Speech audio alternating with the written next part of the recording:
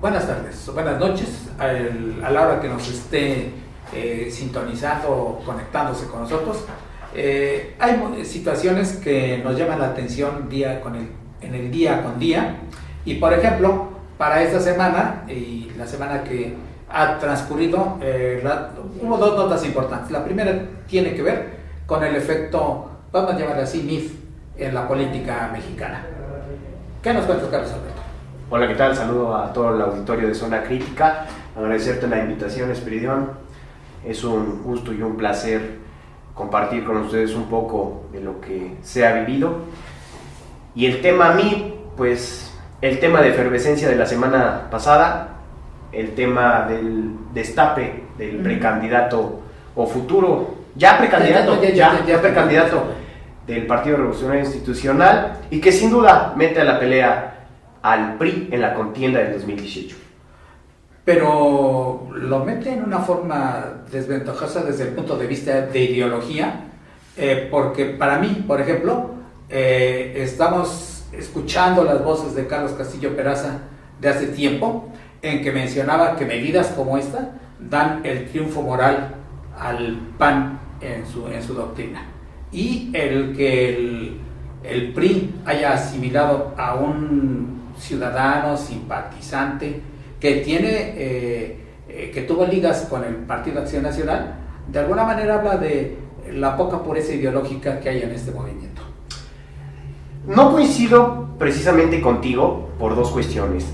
Pensar que ha ganado el PAN nada más por la postulación de mí como precandidato, para mí es una idea errónea. ¿Por qué? Para mí va más un tema de fondo. Habla uno de la inclusión ideológica que se tienen ya en los partidos políticos y que el PRI defiende, ¿no? Esta revolución a través de una ideología que permita la inclusión de las personas. Y segundo, MIT representa puntualmente personas que estén al servicio del Estado y que hayan luchado no solo por la institucionalización, sino también por la transformación, y que México pueda transformarse en un país con mayores garantías. Sí, mencionas bien eso, pero fíjate, está este detalle, por ejemplo, si es porque trabaja al servicio del Estado y no se ha corrompido, creo que no es el único.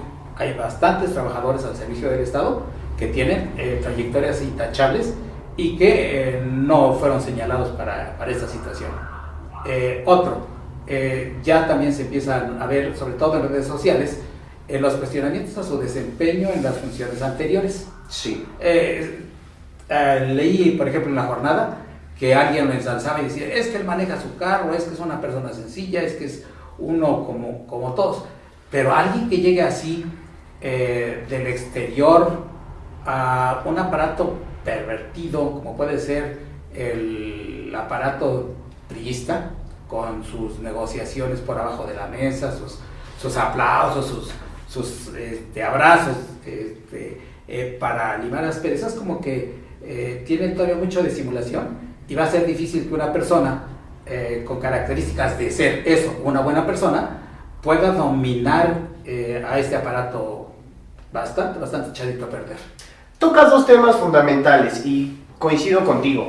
¿Hubo más personas con trayectorias intachables? Sí, ahí está el doctor Narro, un personaje de la vida pública y política del país que conecta con todos los sectores. Sí. Conecta con los jóvenes, conecta con los adultos mayores, conecta con las madres, conecta con los estudiantes, con los millennials, la generación Z. Es una persona intachable al servicio del Estado. Probablemente la visión de Enrique Peña Nieto y del priismo fue impulsar a la persona que puede y debe de llevar al país a un mejor rumbo. Las elecciones están en puerta, veremos quién tiene las mejores propuestas y que se vote a través de las propuestas. La segunda, sí carga con el lastre del PRI, pero el PRI en esencia, el mismo MIT lo dijo, no hay algún presupuesto, alguna institución donde el PRI no haya tenido que ver. El PRI es el único partido que desde sus inicios, como el PNR, involucra a todos los sectores. Con Lázaro Cárdenas crean sus sectores. La CNC, la CTM, sí, pero la CNOP. ¿qué tan lejos estamos de Lázaro Cárdenas ahorita? Estamos a No, desde el punto de vista de enfoque social. La inclusión misma te da el enfoque social. El PRI es el único que ha respondido a la dinámica que se ha estado llevando. Yo recuerdo el 68, creo que esa no fue la respuesta. El 68, por ejemplo, para mí fue un tema más político extranjero que mismo del país. Están las águilas blancas, ¿eh? Ahora, hay muchos que levantan que Gustavo Díaz Ordaz es el artífice de esa matanza. Perdóname, yo no coincido con eso, ¿sí? En aquellos tiempos se estaba gestando a nivel mundial que se erradicara el comunismo, la ideología comunista, y la UNAM, con todo respeto, tenía ciertos movimientos que involucraron, y que bueno, al final del día hubo un desenlace muy triste como fue la matanza del 68. Entonces, la dinámica social va respondiendo, y el PRI ha respondido a eso, MINT responde a eso.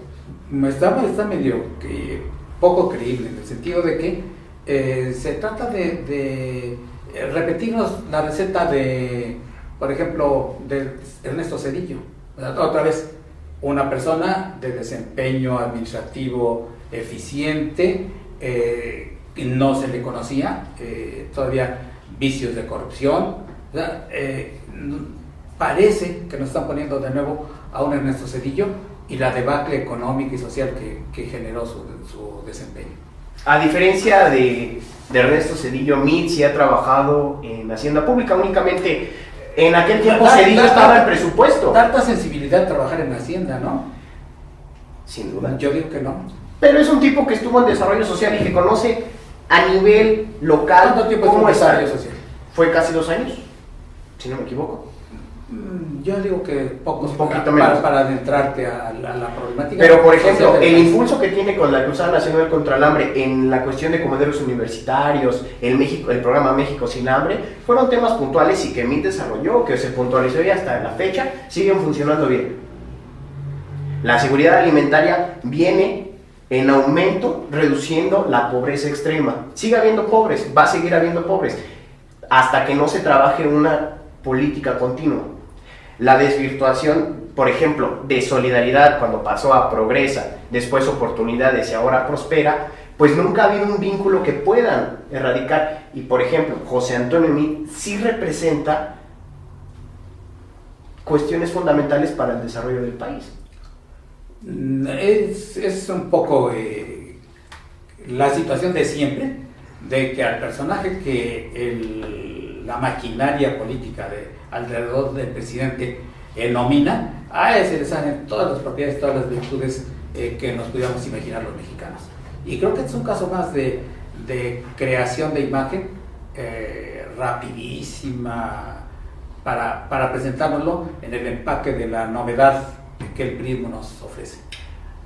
Pero también hay que darle su visto bueno. Es un hombre que nunca se ha afiliado a un partido político, que siempre ha servido al Estado, y él mismo lo mencionaba.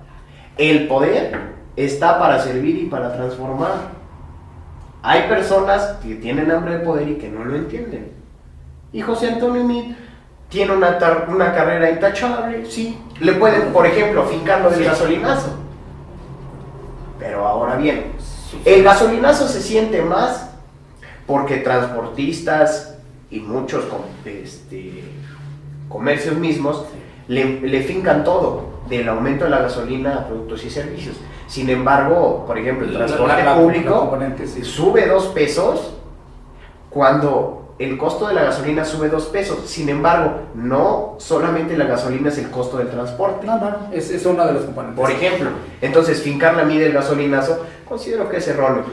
Que va a ser una bandera que sus contrarios van a levantar. Eso es correcto. Que es una y está bien. de carácter contrario al interés mayoritario de la gente. De momento. Claro. Y entonces, esos son los en contra que se pueden analizar para esta situación. ¿Sí? Bien, de hecho, este ensayo de polémica que es tan sabroso, seguramente se está repitiendo en mesas de café, en el comedor de las casas de muchas familias, en el transporte público y demás, pero debe de servir para que alimentemos nuestro criterio y el 1 de julio lo estemos aplicando en las boletas. Claro, y que gane la mejor opción y el que pueda impulsar a México a realmente ya ser la potencia que se ha venido deteniendo por cuestiones políticas que no suman al país. Bien, el otro tema que recién hizo mucho ruido y continúa haciendo ruido es el de la Ley de Seguridad Interior, que recientemente se discutió y hasta ahorita va aprobada en los aspectos generales en la Cámara de Diputados. ¿Cómo la viste? La Ley de Seguridad Interior, pues evidentemente dos posturas. La izquierda dice que está mal, que es militarizar al país, y por su parte, digamos, la contraparte que la propone y que evidentemente la defiende, la derecha. Pues el PRI es ideología centro-izquierda, entonces no sabría por qué decir que la derecha misma. No, se declaró centro-izquierda, pero ahorita cuando vemos sus acciones, ya no son de centro-izquierda, son más de centro-derecha. Y tenemos que colocar ahí a la derecha de esa derecha la del panismo. Derecha, PAN. Por ejemplo, ¿cómo la vi? Acabando de responder, después te digo eso. Es una ley que probablemente en la forma sea mal, pero en el fondo puede resolver muchas cuestiones que realmente están atacando de lleno al país. Y segunda, mencionabas al PAN, pues la mayoría de los panistas se abstuvo de votar, entonces pero tú tendrás al menos un mejor análisis en el que me puedas decir. Los panistas están jugando a las contras. Bueno, PRI y PAN se juegan a las contras en el campo legislativo. Las iniciativas de Calderón que planteaba durante su gobierno todo el tiempo fueron bloqueadas por el PRI. A su vez, creo que ahora están jugando el mismo partido. Las iniciativas del PRI se las bloquea en alguna escala el PAN, porque de todos modos hubo votos panistas apoyando la iniciativa. Sí, claro. ¿Sí? El temor es que eventos como el de reciente de Oaxaca, con uso excesivo de la fuerza, estaba planteado para que la fuerza de la Policía Federal preventiva y de la Policía Local de Oaxaca despejara un bloqueo de carretera. Ahora, eso no explica que se haya metido a la población y que hayan reprimido a gente que no estaba en el bloqueo.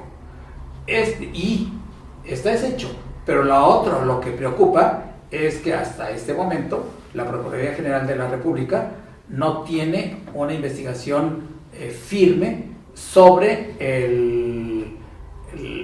cómo se está investigando esta situación. O sea, ya sucedió y parece que están en la mira de darle carpetazo. El caso Nochistlán, que es este en específico, podría nacionalizarse, ese es el riesgo, si no hay elementos de control para las fuerzas del orden, pero estas las federales. En la apertura del tema mencionaste algo, ya se aprobó en lo general. Entonces, vendrán estos desechos y que tendrán que reformarse para votarlo en lo particular. Y supongo que todos esos temas los van a sentar en la mesa, se van a debatir, se van a discutir, sí, y se va a profundizar. No es un tema únicamente de que la represión y Nochistlán, pues también, y déjame te digo, o sea, con todo respeto para todas las personas, el tema de Nochistlán es un tema vergonzoso para ambas partes, ¿sí? Porque se atacan, por ejemplo, a los maestros, pero ¿qué pensamos también de las familias de los policías que tuvieron que dar su vida únicamente a los policías les pagan, los capacitan, los equipan? Creo que nunca se prestaron al diálogo. Ahora, no estoy a favor de que se use la violencia y toda la fuerza pública en contra de un sector social. Sin embargo, la misma ley garantiza que se van a preservar los derechos humanos. Como en Atenco. Un hecho aislado, por ejemplo. Pues no fue aislado, parte de política. Ese es el riesgo. O sea, entonces, vamos a tener 200 hechos aislados al año si se generaliza esta situación. No, la ley de seguridad interior, por ejemplo, el debate mismo, y el jueves tuve la oportunidad de escuchar un poco de la discusión. Las ideologías izquierdas, hablemos entre PRD, entre Morena y Movimiento Ciudadano manifiestan que es mejor PT. un mando mixto. Pon también al PT, El PT aunque también. está desapareciendo, pero El da la PT. oportunidad. Yo siento que pierde su registro en 2018. Hablaban de que se necesitaba un mando mixto, donde las policías se capacitaran mejor. Pero se ha visto que las policías municipales y estatales en su mayoría se vuelven ineficientes a la hora de atacar delitos del fuero federal.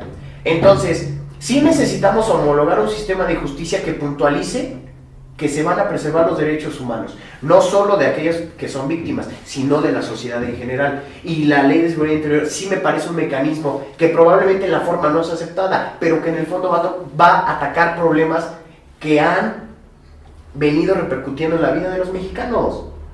De acuerdo, pero todavía tiene signos riesgosos en la aplicación que nosotros conocemos que se hacen en México de las leyes. La ley dice una cosa y la actividad de quien la debe de aplicar es otra muy diferente. En ese sentido,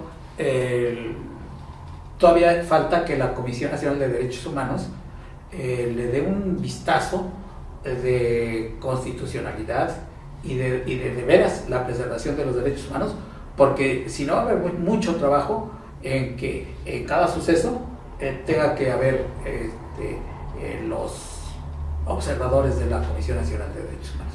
Hoy siento que la Cámara Baja, o hablemos en específico de la Cámara de Diputados, pues tiene una labor importante, escuchar a todas las voces, a todos los sectores y poder puntualizar de manera particular una ley. En 3 días, o sea, ya tenía la ley. Sí, claro. Ya la tenía, ya estaba preparada. Se aprobó en lo general y va a partir en lo particular. O sea, ahí se va a segmentar y vamos a ver temas específicos. Pero la gente de ciencias políticas y los que le entran a esto, que me digan cuándo, si está aprobada en lo general, cuándo aceptan modificaciones en lo particular. ¿Ha habido casos? Sí, de 100 aceptan 1 o 2. Y más que por razonamiento, por negociación política en las cúpulas que hay por ahí. ¿Sí?